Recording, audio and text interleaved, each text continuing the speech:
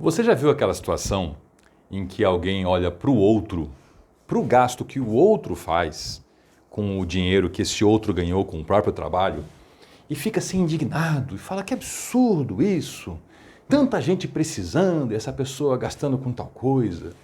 Você já viu gente assim que gosta muito de falar em caridade, mas com o dinheiro do outro? Jesus passou por uma situação dessas e hoje nós vamos ver como é que ele lidou com gente assim. Olá, eu sou o Carlos e aqui nós estudamos a Bíblia. Seja bem-vindo. Vamos prosseguir nosso estudo. Estamos no Evangelho de Marcos e hoje começamos o capítulo 14. Nesse momento da história, nós temos Jesus já na porção final do seu ministério terreno. Ele já entrou em Jerusalém para aquele último período dele antes da crucificação.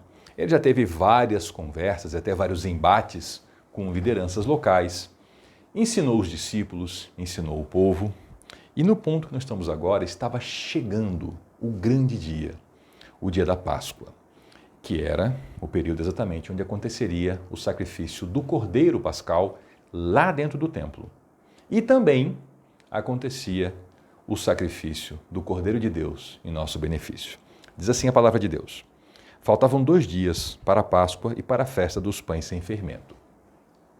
Essa tradição aqui, e esse tipo de festa, para nós é um pouco estranho. Nós pensamos na Páscoa como aquele período da morte e ressurreição de Jesus. Mas a Páscoa que é aqui tratada é aquela Páscoa mais antiga.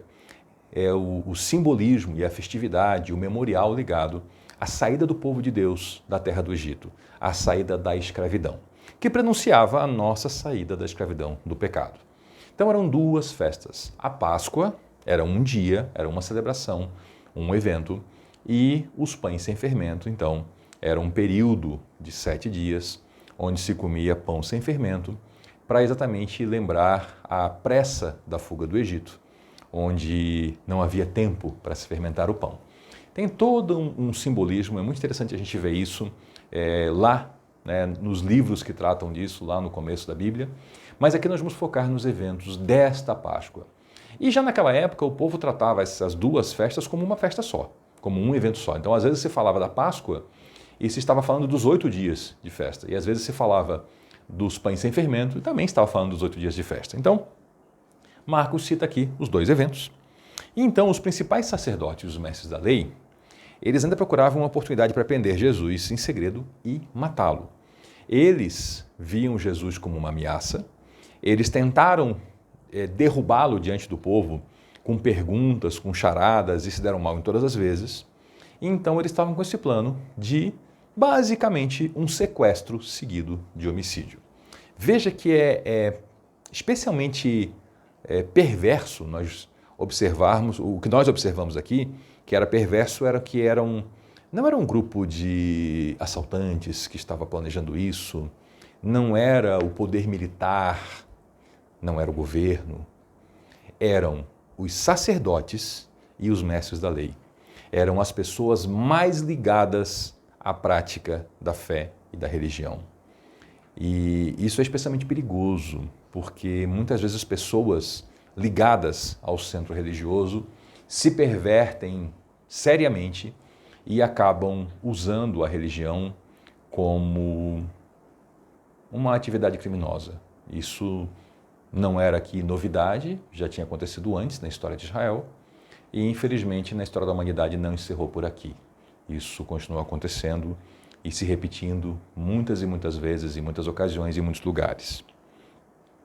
Mas não durante a festa da Páscoa. Eles queriam assassinar Jesus, mas não durante a festa, para não haver tumulto entre o povo.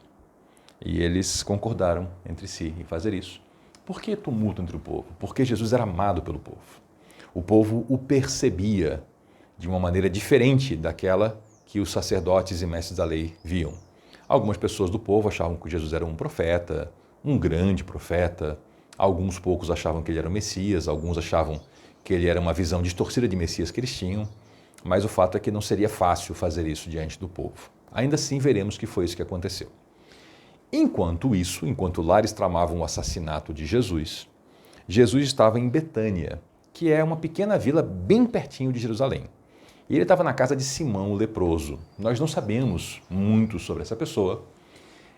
se estava tendo um evento ali, uma celebração na casa desse homem, então ele não era mais leproso, era um ex-leproso, mas era designado assim para saber qual dos tantos homens chamados Simão que era esse. E se a gente for pegar o texto paralelo no Evangelho de João, se você nos acompanha aqui no canal, você já viu a explicação desse texto, você vai descobrir que nesse evento, na casa de Simão o leproso, tinha mais gente conhecida e citada na Bíblia que estava lá. Estava lá Lázaro, que Jesus ressuscitou dos mortos, e também suas irmãs, Marta e Maria, uma família muito amiga de Jesus e que morava em Betânia. Então, para eles irem ao jantar em Betânia, uma pequena vila era logo ali, então muito perto. E na casa de Simão o leproso, quando Jesus estava lá à mesa, vamos aqui recapitular brevemente o que nós já vimos sobre a mesa, os hábitos à mesa desse povo aqui. É importante a gente entender essa cena, porque especialmente lá na Santa Ceia, se a gente não entender como é que funcionava uma mesa entre os judeus, a gente vai ter uma visão muito errada e a gente vai se confundir. Então a mesa era da altura do que a gente hoje chama de uma mesa de centro, sabe? Menos da metade da altura de uma mesa de refeição que a gente tem, e não se usavam cadeiras. Cadeiras não eram usadas para refeição. As pessoas se sentavam no chão ou se deitavam no chão, às vezes sobre almofadas, às vezes sobre pequenos divãs, uma espécie de um sofá baixinho, né? Então a pessoa se reclinava na direção da mesa, com o rosto para próximo da mesa e com os pés para longe da mesa. E normalmente a pessoa se apoiava sobre um cotovelo e com uma das mãos ela fazia a sua refeição. Então essa era a posição comum e as pessoas ficavam bem próximas umas das outras. Então quem estivesse fazendo sua refeição era muito fácil conversar com quem estivesse ao seu lado. Havia muita proximidade.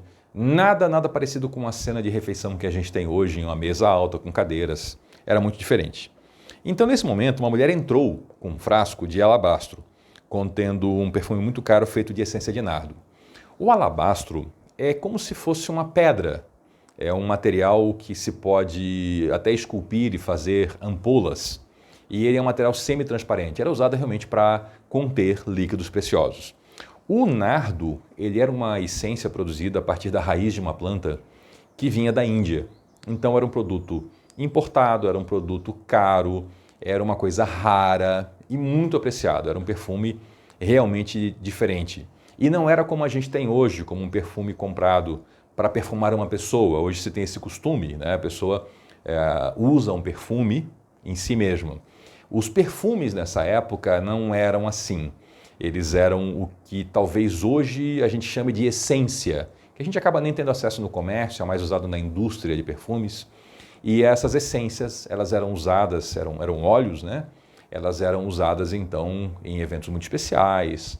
Era um presente para um rei, era para ungir um rei, né? Ungir é derramar um óleo sobre, era para ungir um corpo para a sepultura de alguém nobre, né? De um rei, de uma figura importante. E essa mulher era Maria, irmã de Marta. Marcos não nos conta isso, mas João nos conta. É importante a gente ter em mente que são 4 evangelhos escritos por 4 homens diferentes para 4 públicos diferentes em 4 momentos diferentes do primeiro século. Então, alguns deles vão dar mais ênfase a um aspecto e outros a outros aspectos. Há alguns nomes citados em um evangelho que não são citados em outro. Há detalhes que são diferentes. E Marcos aqui, escrevendo para o público de Roma, ele não citou Marta, Maria, Lázaro. Provavelmente não eram conhecidos para esse público. Então Marcos só cita que era uma mulher. João diz quem é a mulher. E aliás, essa não é a história que nós lemos lá no começo da caminhada de Jesus, uma história que aconteceu lá no norte do país, na Galileia, com uma mulher de vida sexual reprovável, chamada simplesmente de mulher pecadora, que ela ungiu os pés de Jesus e chorava e secava com os cabelos. Isso é uma outra história, é um outro evento, tá? Então houve uma unção de Jesus lá, sim, lá longe, mas essa aqui é no final da caminhada, já é lá em Jerusalém, no sul do país, e é Maria, sobre quem não se fala nada de ser tratada como uma mulher pecadora. Então essa mulher, que estava com esse frasco, né, de alabastro, com nada, ela quebrou o frasco, porque normalmente essas ampolas, era assim que se abria, se quebrava o gargalo da ampola para abrir, então era tipo, uso único, né? E ela derramou esse perfume sobre a cabeça de Jesus. E esse ato, ele indignou algumas pessoas que estavam ali à mesa. Algumas pessoas que estavam ali reclinadas ficaram... Puxa, por que desperdiçar um perfume tão caro? Olha que interessante, desperdiçar. Seria semelhante a ir no quintal, cavar um buraco e jogar o perfume lá dentro. Só que esse perfume foi colocado sobre a cabeça de Jesus, que era o convidado de honra para aquela festa, para aquele jantar. Poderia ter sido vendido por 300 moedas de prata e o dinheiro dado aos pobres, e repreenderam a mulher severamente. Vejam que essas pessoas não se limitaram a fazer a crítica, eles se viraram para aquela mulher, para Maria, e a repreenderam, e repreenderam severamente. Foi com dureza de palavras, com aspereza, que ela não devia ter feito aquilo, devia ter dado aos pobres. Bom, eu faço algumas perguntas. Por que, em primeiro lugar, eles não deram aos pobres com o próprio dinheiro? Por que eles se importavam com o que aquela mulher fazia, com o que era o ganho dela, do trabalho dela? E por que eles desprezaram aquele que estava ali sendo ungido? Trataram isso como um desperdício. São perguntas interessantes para nós nos fazermos hoje, porque hoje eu vejo muita gente criticando os gastos do outro. Vem, por exemplo, uma pessoa de muitas posses adquirir um bem, e eu já ouvi, puxa, tanta gente precisando, e essa pessoa aí gastando com o que não é necessário. Bom, se nós temos essa consciência que há pessoas necessitando, por que nós mesmos não vamos e auxiliamos o necessitado? É um pensamento diferente. O próprio Jesus falou o seguinte, deixem-na em paz. Por que criticam por ter feito algo tão bom para mim? Estão criticando a mulher que fez algo bom para Jesus. Por que criticá-la? Vocês sempre terão os pobres em seu meio e poderão ajudá-los sempre que desejarem. Para nós isso aqui. Nós temos sempre a oportunidade de ajudarmos os necessitados. Sempre que nós quisermos, sempre haverá um necessitado precisando de nossa ajuda. Por que não vamos nós lá e ajudamos? Por que criticar o outro sobre o que o outro faz? Deixe que esse outro se acerte com o seu Senhor. Se eu acho que um gasto é inadequado, então eu não faço esse gasto. Mas não cabe a mim ficar julgando outra pessoa e fazer esse tipo de crítica, usando os pobres como justificativa para a língua solta, para intriga, para fofoca. Aqui o Senhor segue, nem sempre terão a mim. Era a última oportunidade de ungir Jesus. Poucos dias depois ele estaria morto. Ela fez o que podia e ungiu meu corpo de antemão para o sepultamento. Jesus estava aqui aproveitando o evento e anunciando que ele morreria em pouco tempo. Em pouco tempo, antes que aquele óleo desaparecesse, ele estaria sepultado. Em poucos dias, Jesus estaria morto. E ele estava anunciando isso. E ainda assim, os discípulos não captavam, não entendiam que ele estava caminhando para a morte. Existe uma resistência dos discípulos em aceitar que Jesus caminha para a morte e ressurreição. Eles querem que ele caminhe para o poder, para o trono, para assumir o poder em Jerusalém como grande rei. Mas ele está anunciando sepultamento. Eu lhe digo a verdade, onde quer que as boas novas sejam anunciadas pelo mundo, o que esta mulher fez será contado e delas se lembrarão. As boas novas, quando nós começamos Marcos, lá estava escrito o princípio das boas novas de Jesus Cristo. Então as boas novas são contadas pelo mundo todo. Hoje nós estamos aqui, você e eu, 2000 anos depois, contando as boas novas, e estamos contando sobre esta mulher que fez esse bem a Jesus há 2000 anos atrás. Onde for contado esse evangelho, será lembrado o ato desta mulher. E também foi lembrado o ato das pessoas mesquinhas que a criticaram. Nós precisamos escolher a cada dia que histórias contarão a nosso respeito. O que nós deixaremos como legado pelos lugares que nós passamos, pelas situações que nós vivemos, nas pessoas que nós convivemos.